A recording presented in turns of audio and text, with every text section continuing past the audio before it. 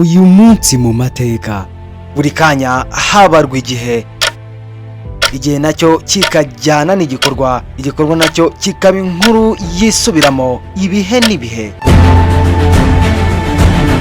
Uyu munsi mu mateka, uyu munsi habayeho kandi hazahoraho. Uyu munsi mu mateka, uyu munsi turavuga ibi kuko igihe kimwe uyu munsi wabayeho. Uyu munsi mu mateka, njye nk'ibisanzwe ndi wa muhungu wanyu Maniragaba Alphonse. Iyo ni World Today. Uyu munsi mu mateka. Uyu munsi turi tariki 15 z'ukwezi kwa mbere mu mwaka w'ibihumbi 2025. Ibi ni imwe mu byaranze uyu munsi mu mateka. Ibyamamare mukunda muri politike, ubuhanzi no mu bindi byiciro bitandukanye by'ubuzima, bamwe baravutse uyu munsi, abandi bitabye Imana, ari nayo mpamvu tugiye kubagarukaho kuri uyu munsi. Muri abo reka duhere kuri Martin Luther King Jr. Uyu ni umunyamerika, akaba impirimbanyi yaharaniye uburenganzira bw'abirabura muri Leta Zunze Ubumwe za Amerika hagati y'imyaka y'1950 no mu myaka y'1960. Akaba kandi inkingi ikomeye mu bashinze idini rya Giprotestanti nyuma yo kwivumbura kuri Kiliziya Gatolika yandika ingingo 90. Martin Luther King Jr. azwi cyane kubw'imbwirwaruhame ye yise I Have a Dream. Akaba yaravutse ku itariki 15 z'ukwezi kwa mbere mu mwaka w'1929. Avukira Atlanta muri leta ya Georgia. Aza kwitaba Imana ku itariki 4 z'ukwezi kwa kane mu mwaka w'1968. Apfarashwe mu mujyi wa Memphis muri leta ya Tennessee. Abandi bavutse kuri iyi tariki harimo Eli Hadjidouf, akaba umwatlete w'umusenegali. Akaba yaravutse ku itariki 15 z'ukwezi kwa mbere mu mwaka w'1981. Bernard Hopkins, uyu akaba ari umunyamerika ukina boxing, nawe yavutse ku tariki 15 z'ukwezi kwa mbere mu mwaka w'1915. Kwihuse cyane bimwe mu bikorwa byabaye bitazibagirana mu mateka. Mu mwaka w'2001, urubuga Wikipedia rukoreshwa na benshi mu isi nanjye ndimo, akaba ari urubuga rwihugikanya amakuru n'ubumenyi ku bintu byinshi bigiye bitandukanye. Rwashinzwe ku itariki ya 15 z'ukwezi kwa mbere mu mwaka w'2001, rushingwa n'umuherwe Jimmy Wales. Ku itariki nk'iyi kandi mu mwaka w'2009, indege y'abanyamerika yari itwawe na Captain Chesley nyuma yo guhura n'imiraba n'imiyaga myinshi icyarimwe n'ibihu mu kirere cya Canada. Indege yabuze kontrole. Captain Chesley aza gufata umwanzuro wo kuyimanura iruhukira mu mazi, gusa mu bari bayirimo nta wigeze ahaburira ubuzima.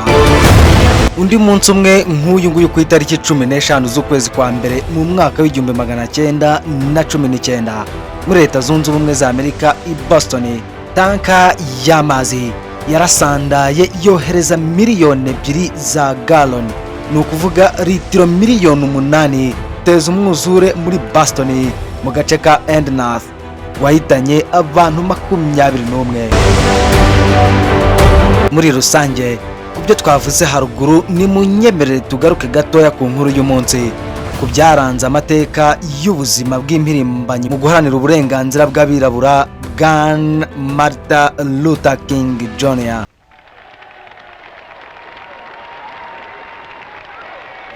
Martin Luther King Jr. Uyu munsi imyaka 57 ishize Luther King atakibarizwa mu bazima, kuko yitabye Imana ku itariki 4 z'ukwezi kwa kane mu mwaka w'1968. Ku myaka ye yari afite 39, kuko yavutse mu mwaka w'1929. Akabazwi cyane mu bikorwa bigiye bitandukanye byaranze ubuzima bwe mu guhirimbanira uburenganzira bw'abirabura muri Leta Zunze Ubumwe za Amerika. hamwe n'imbwirwaruhame ye yavuze mu mwaka w'1963.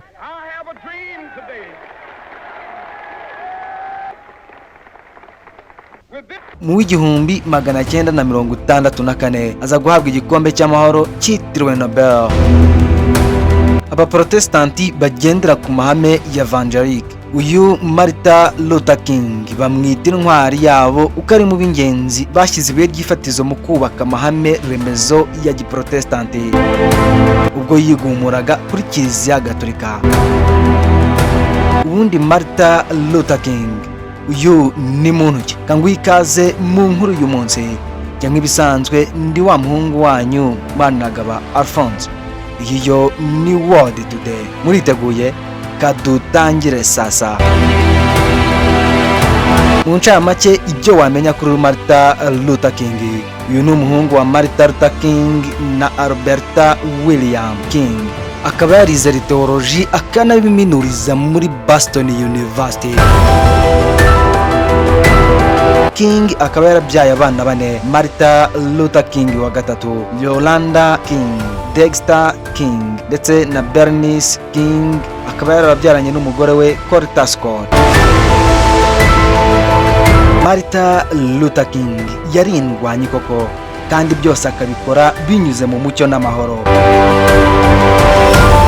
Abirabura benshi bo mu bihe bye muri Leta Zunze Ubumwe za Amerika babonye agahenge bagarura icyizere muri bo kubera Martin Luther King.